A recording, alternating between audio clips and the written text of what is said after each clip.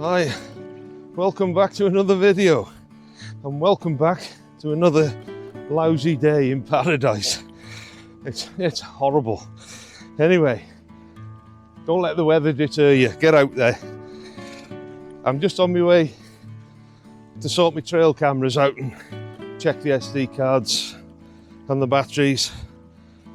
Now, if I asked you what you thought were the essential items for a DSLR camera trap, you'd be quite right in saying, well, your camera, obviously, your sensor, your flashes, but there's another item that I would consider essential when it comes to camera trapping, and that is trail cameras.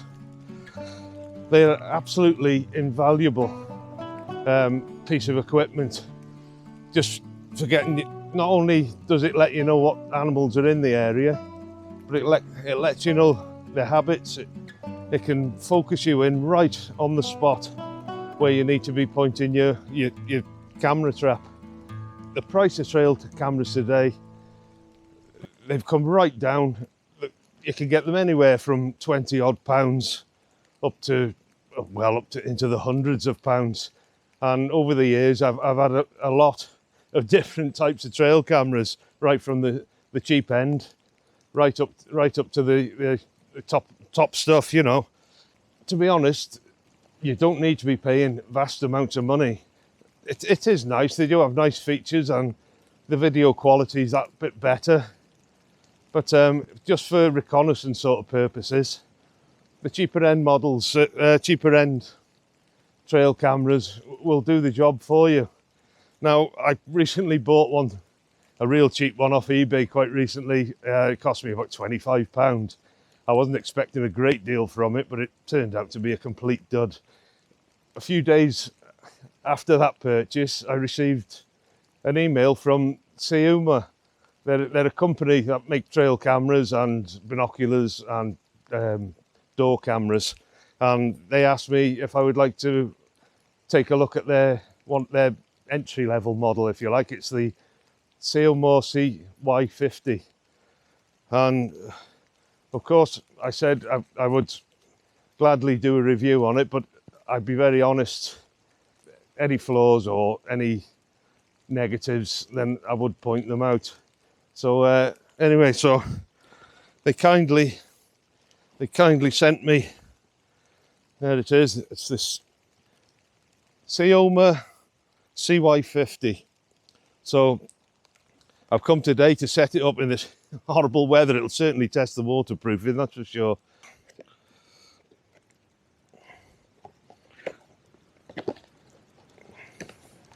Right, the first thing is your user manual. And then you've got the camera itself.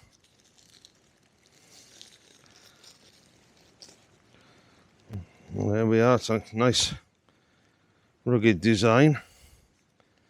Looks quite sturdy.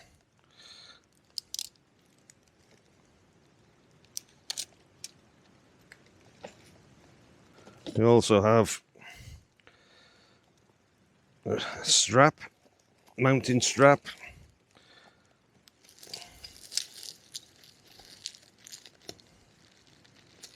And with a little mounting plate with a little mounting bracket, so you can fix it to posts or things like that. And you've even got a little packet of screws if you want to fix it onto masonry or something. What else is there? And there's also this cable. It's not a charging cable, it's a data cable, so you can download the data. Right, well, out of the box, it feels like it's got a nice solid and rugged casing. Doesn't feel flimsy at all. It also has 36 850 NM low glow LEDs, and it claims to take 36 megapixel images. That will be the native resolution of the sensor. It'll be much lower, and it'll probably get interpolated up to 36 megapixels, and it also takes 2K video. which at this price point is pretty impressive. It's got a nice little catch on the side. Doesn't feel flimsy at all. You got a little lug there to padlock for extra security. There's a little slot in the back for your mounting strap to a tree, and you've also got a little lug there to pass your Python cable lock through, so you can secure it nicely to a tree. And what I do like is this mounting bracket. I often use the screw-in bracket. I often have a ball head for it to sit on, so I find it a lot easier to mount on a ball head. I do own some top end, what I'd consider top end trail cameras, and the lug on the back, it's of a particular brand. I won't name the brand, but the lug on the back is just constantly cracks. They don't last very long at all, but this looks nice and sturdy. It's even got some reinforcing lugs on the side, which is good.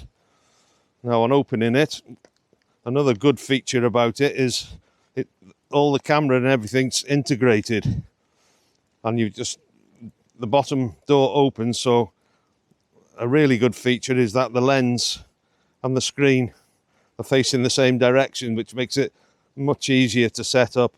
Some of the trail cameras you get, they open just behind the front panel, and the whole lot swings out, and it can be a little difficult to try and position them with any accuracy.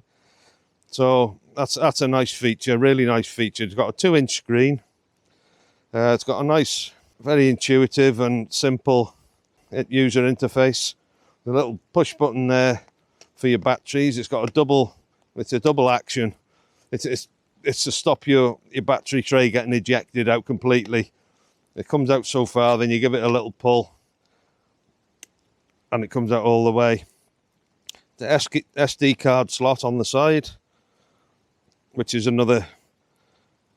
I prefer them on the side. Sometimes when they're underneath, when you click them and to take them out, they get dropped on the floor. You got a 3-way switch at the bottom. You got on, tests, and off. So if you put it to test in the middle, it comes on. Right, and you choose the language, English, select. Right, I'll just sort the date out and I'll come back to you. Right, so that's all set up. I'll just insert the memory card. There we are. Memory card's in. Let's see what mode we're in. I'll go with photo and video. I normally just go with video, but we'll go with both. Okay. Let's go with the highest setting. Okay. Video resolution. Let's go to 2K, see what that does. Try it on its best setting. Okay. Video, where are we? Video length. We'll go to 20 seconds. Okay. Target recording time. That's a handy feature. Sometimes you're only after nocturnal animals, and it's handy to be able to turn it off during the day, because especially round here there's so many sheep and squirrels about. Right, we'll set her up just on this dead branch. It's a spot I usually have a trail camera set up on, and hopefully it'll be a good place to test the camera out. So right, we'll switch that on. It gets you a 5-second countdown.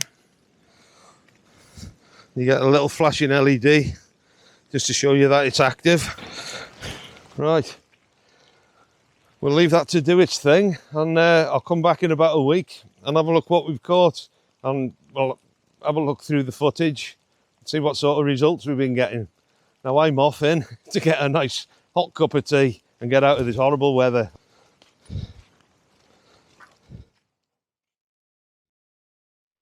I returned after a few days to switch the SD cards out so I could get the footage back home on the computer, and I have to say I was pleasantly surprised with the quality of the recorded video, both in 2K and in 1080p.